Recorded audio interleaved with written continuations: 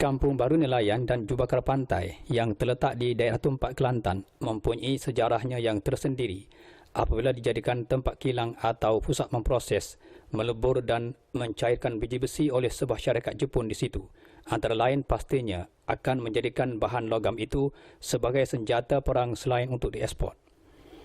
Manakala biji besi yang dibawa melalui pengangkutan kereta api pada tahun 1914 dari sebuah bukit lombong biji besi dikenali Bukit Besi yang terletak di Kampung Bukit Besi, Temangan Lama Macang, kemudiannya berhenti di sebuah jeti yang terletak di sebuah pelabuhan di pantai Seri Tujuh, Tumpat.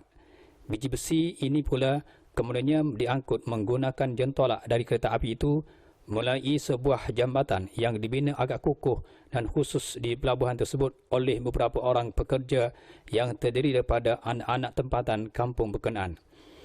Kesan sejarah peninggalan Jepun seperti beberapa buah kubu tentera dan tempat melebur biji besi yang ditinggalkan syarikat Jepun terbabit masih dapat dilihat sehingga hari ini kerana binaannya agak kukuh dan tahan lama.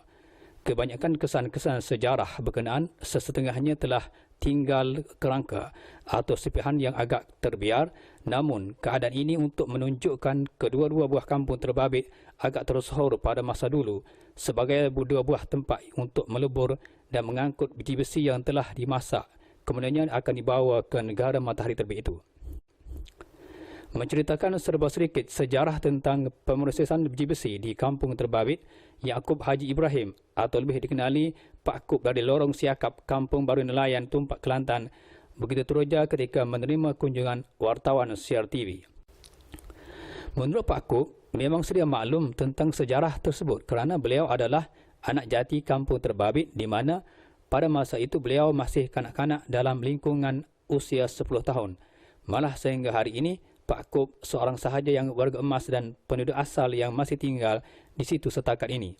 Katanya, pada masa itu juga terdapat hanya 6 keluarga sahaja termasuk beliau menetap di kampung itu, bermakna kebanyakan pekerja-pekerja di kilang melebur itu juga meliputi penduduk-penduduk dari daerah lain.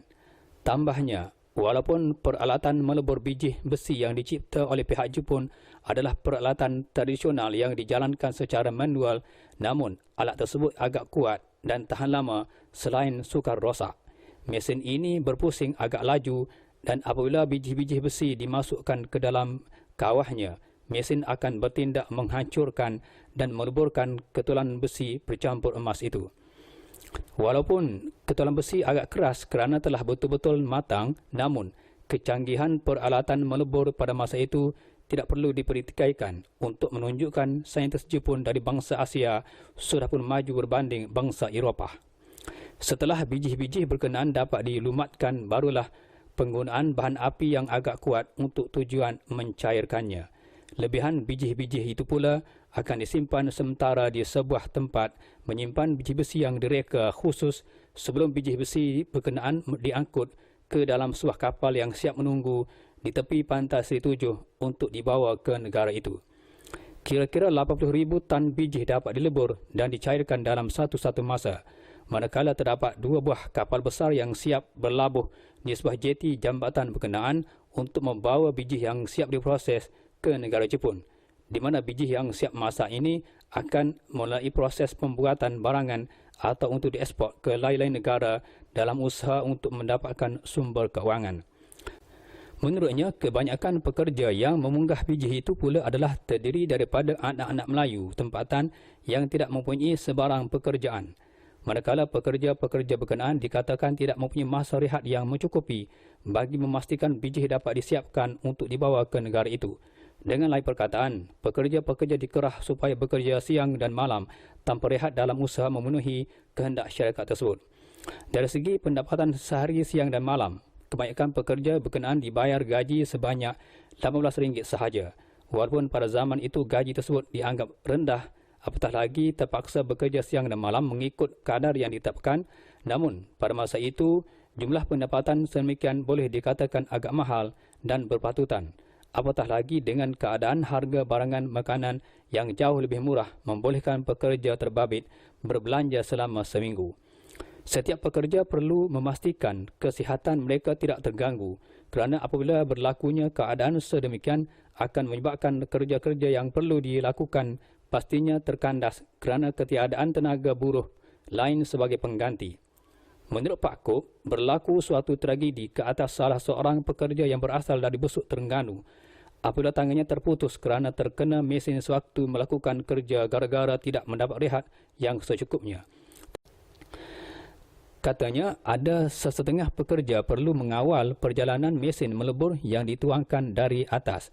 Pekerja-pekerja pada masa itu tidak mempedulikan wajah dan kulit mereka nampak hitam kerana bekerja di tempat api yang membakar agak panas. Sambung Pak Kop lagi, kebanyakan pekerja pada masa itu kira-kira 20 orang sahaja. Selain mereka tidak mempunyai masa rehat yang mencukupi kecuali masa makan sahaja dalam usaha memastikan operasi meleburkan biji dapat diselesaikan pada hari itu juga sebagaimana yang diarahkan. Para mandur yang bertugas akan sentiasa membuat pemeriksaan dan pemantauan setiap masa supaya setiap pekerja tidak mengambil peluang untuk curi tulang dan melaporkan kepada ketua mereka.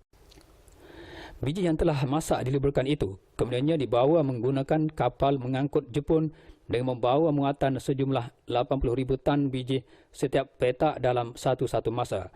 Manakala seramai 8 orang penjaga yang dikenali sebagai mandur terdiri daripada penduduk tempatan dan mandur ini menetap di berek khas bagi menyenangkan tugas-tugas mereka sebagai mandur. Jika berlaku sebarang kerosakan bersabit dengan peralatan melebur dan sebagainya, adalah menjadi tanggungjawab mandur ini untuk melaporkannya kepada pihak pentadbiran syarikat untuk dibaiki. Apabila ditanya adakah pekerja-pekerja di kilang melebur itu bertindak melarikan diri disebabkan tekanan kerja yang keterlaluan, beliau berkata tidak pernah maklum tentang cerita itu. Namun menurut Pak Kop, apa yang diketahuinya pernah timbul isu konflik di kalangan sesetengah pekerja disebabkan mereka terlalu tidak bermaya kerana tidak mempunyai masa yang rehat yang secukupnya.